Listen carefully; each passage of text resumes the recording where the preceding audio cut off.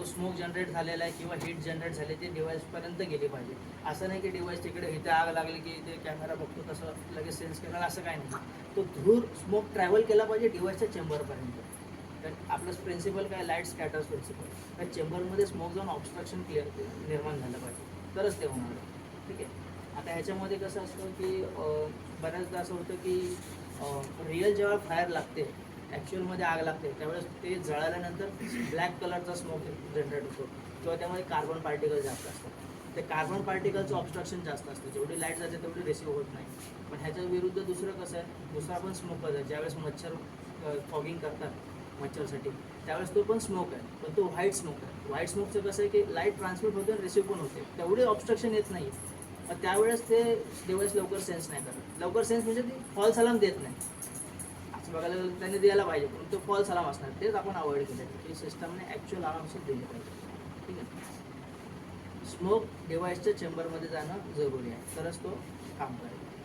डिव्हाइसचा लांब असेल तर काम करणार नाही. त्यावेळेस त्यासाठी मग आपण MCP ठेवलेले आहे. हीटसाठी त्याच्या आतमध्ये एक थर्मिस्टर आहे. म्हणजे त्याला सेन्स करायला किती लांबपर्यंत असली पाहिजे? ते त्याचा बेस जो आहे ना, तो नंबर स्टिकर आपण चिटकवले, हां. तिथे हीट सेन्स झाली पाहिजे त्याच्या. किंवा त्याच्या बाजूने जरी हीट, म्हणजे आतमध्ये सेन्सर आहे छोटासा, त्याला हीट सेन्स झाली पाहिजे. ते पण 58 डिग्री 59 डिग्री सेल्सिअसला आहे.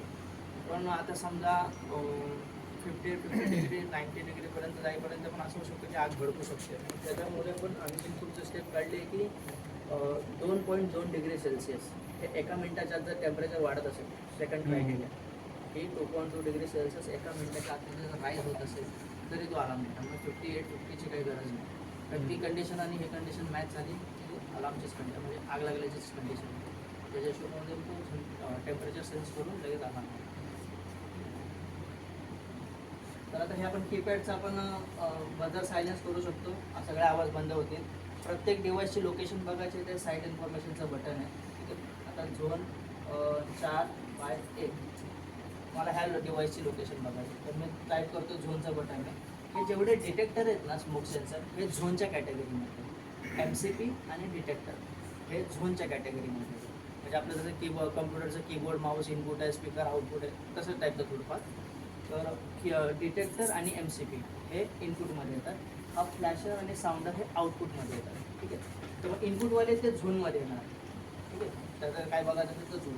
तर मग आता डिटेक्टरचं बघायचं झालं तर मग झोन 4/1 एंटर करतो, तो आयडल दाखवतो.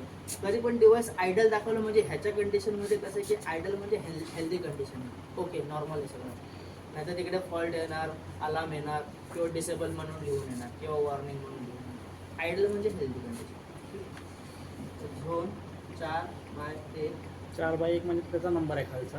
हां, प्रत्येक दिवसला आपण नंबर असाइन केलेत पॅनलच्या लँग्वेजसाठी, आयडेंटिफिकेशनसाठी. पहिला 1 म्हणजे 1 म्हणजे झोन नंबर आहे. आणि म्हणजे ती रूम झाली, समजा रूम झाली का ती 1 म्हणजे रूम.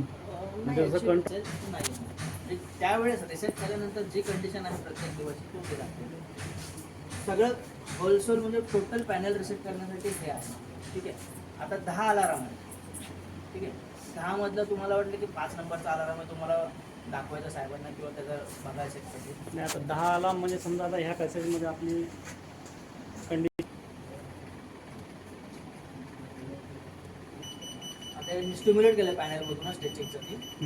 आता हा अलाराम आलेला आहे. ठीक आहे. जसा अलाराम आला आहे ना, इथे अलाराममध्ये एक काउंटर दाखवतो 00040 होतं, तिकडे आता 1 आलेलं आहे. म्हणजे इथे अलाराम सेन्स आलेलं आहे.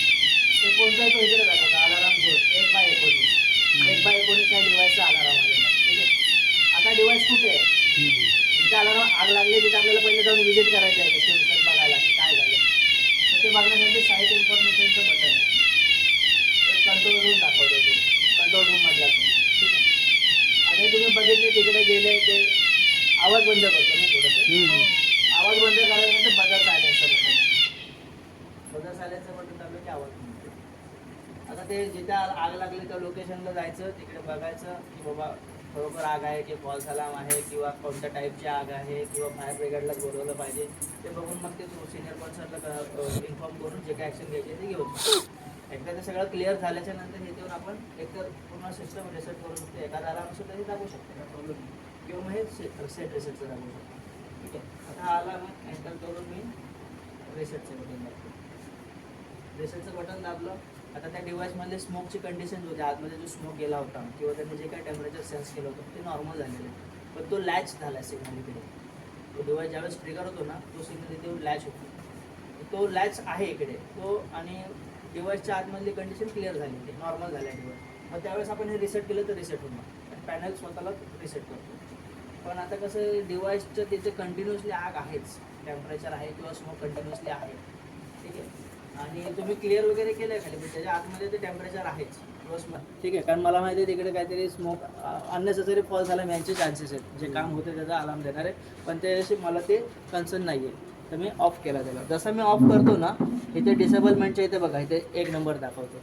आता मी 10 डिव्हाइस बंद केले तर 10 दाखवणार, 100 डिव्हाइस बंद केले तर 100 दाखवणार. जेवढे पण बंद होणार तिथे तो काउंटर पडणार. ठीक आहे, आणि म्हणजे पॅनलच्या लांबून पण आपण बघू शकतो. आता इथे बघा, इथे डिसेबलमेंट पण लिहिलेलं आहे, त्याचा एक LED लागलेला आहे.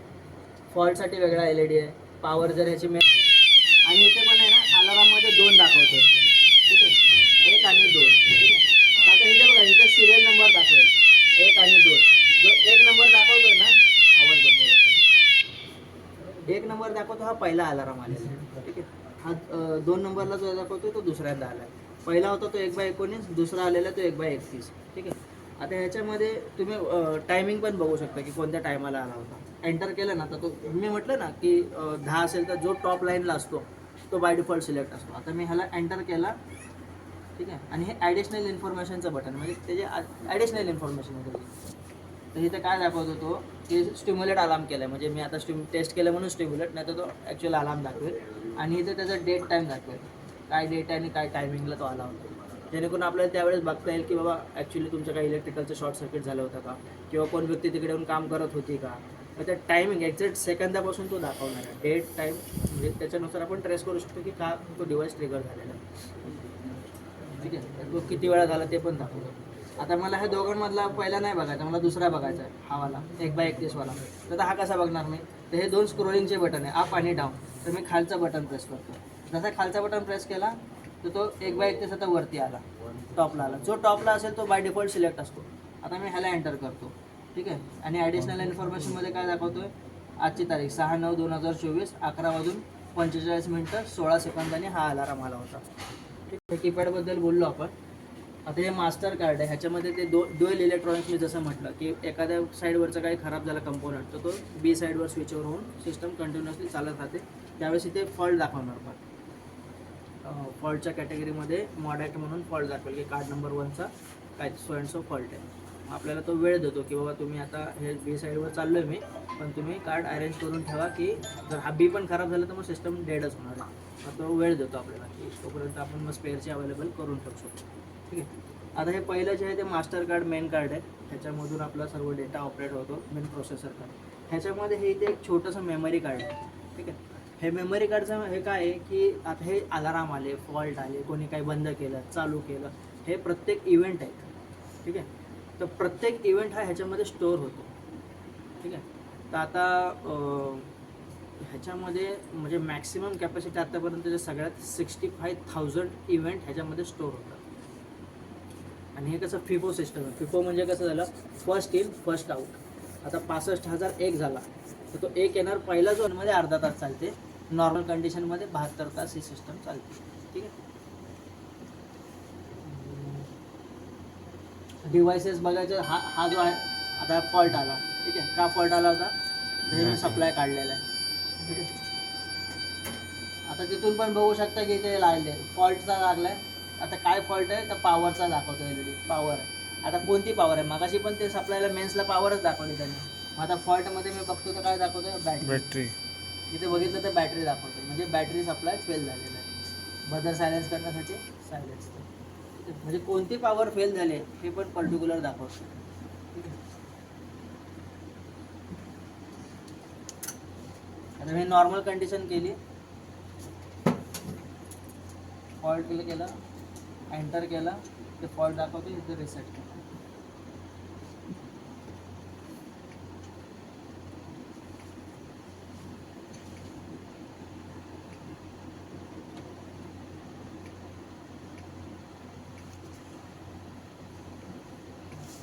ठीक आहे. इकडची लाईट गेली तिथे पण नॉर्मल झालं, नो फॉल्ट, म्हणजे नॉर्मल झाला. तर तो असंच ठेवलं ना तर तो बाय डिफॉल्ट नॉर्मल डिस्प्लेवर येतो, बॅक वगैरे जायची काही गरज नाही.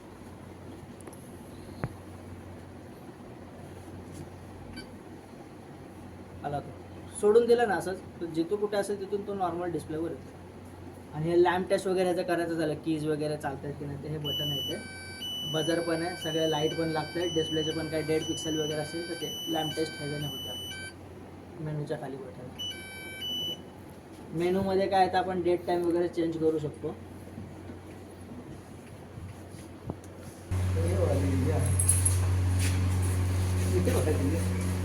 काय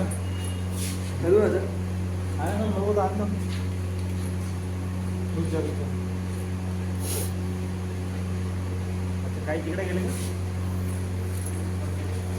आता हा जो हा मॅन्युअल कॉल पॉईंट आहे, MCP मॅन्युअल कॉल पॉईंट, हा कसं मॅन्युअली ऑपरेट करावा लागतो, हा ॲटोमॅटिक होत नाही. इथे हा जळेल स्वतः तरी हा ॲक्टिवेट होणार नाही. त्याच्यामध्ये तसं नाही, त्याच्यामध्ये स्मोक केला तर तो सेन्स करेल, ॲक्टिवेट होईल. तो ऑटोमॅटिक डिटेक्टर आहे, ऑटोमॅटिक सेन्सर आहे. हा मॅन्युअल सेन्सर आहे, म्हणून ह्याला मॅन्युअल कॉल पॉईंट म्हणतो. आता ही ह्याच्यामध्ये ग्लास आहे, ठीक आहे.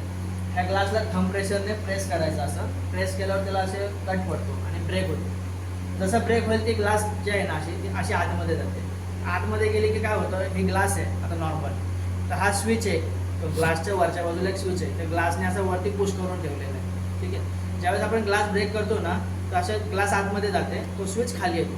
स्विच खाली आला म्हणजे तो पुश डाऊन, तो ऑन आहे, शॉर्ट आहे, मग तो त्यावेळेस हा डिव्हाइस ॲक्टिवेट होणार. आतला जो स्विच आहे तो खाली आला पाहिजे, तो काचेने होल्ड करून ठेवला. ग्लास ब्रेक केली, ग्लास ब्रेक झाला, आतल्या बाजूला जाते थोडीशी, मग तो स्विच खाली येतो. खाली जसं आहे तसा डिव्हाइस ट्रिगर होईल. डिव्हाइस ट्रिगर झालं की ही लाईट आहे, हे लाईट लागेल. हे लाईट लागल्याबरोबर सगळे साऊंडर वाजतील पॅनलवरती, ह्याचं लोकेशन, डिव्हाइस नंबर हा सर्व ॲक्टिव्ह होईल साऊंड. आता हे कसं, आता ज्यावेळेस आपल्याला करायचं त्यावेळेस ग्लासच ब्रेक करायची, ठीक आहे. आपण आता वेस्टेज होईल ग्लास म्हणून आपण करत नाही. त्यात दुसरं ऑप्शन काय की एक की आहे, ही की आहे अशी, हे MCPची की आहे, व्हाईट आहे, ठीक आहे.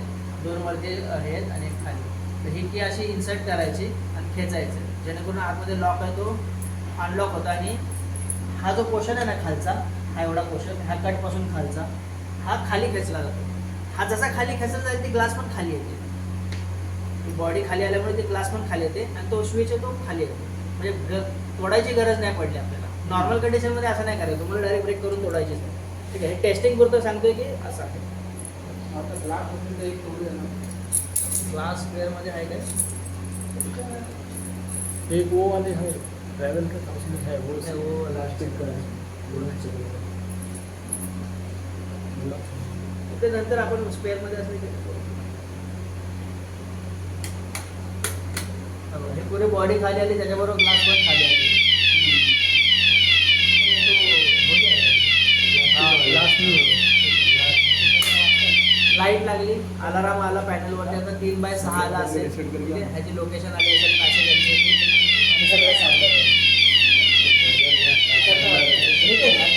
रिसेट कर हो बरोबर आहे. एकाच वेळी तिन्ही वाजतात सगळे वाजतात. कुठेही काही झालं तरी तिन्ही वाजतात. 3 साऊंडर आणि तो एक फ्लॅश आहे. 3 साऊंडर लावले. हां, ते नाही, तिकडे कंट्रोल रूम मध्ये जरी एखादा ट्रिगर झाला तरी तिन्ही पुऱ्या यार्डमध्ये आपण जेवढे लावलेत ना डिव्हाइस, त्याच्यात कुठचाही डिव्हाइस झालं तरी सगळे वाजतात. आपण इंडिव्हिज्युअली पण ठेवू शकतो, पण इंडिव्हिज्युअल नको असं. हां, कारण त्या कंडिशनमध्ये काय होतं ना, आता ह्या एखाद्या माळ्यावर एकच आहे, 10 माळ्याची बिल्डिंग आहे, प्रत्येक माळ्यावर एक एक लावलं आणि तू एकच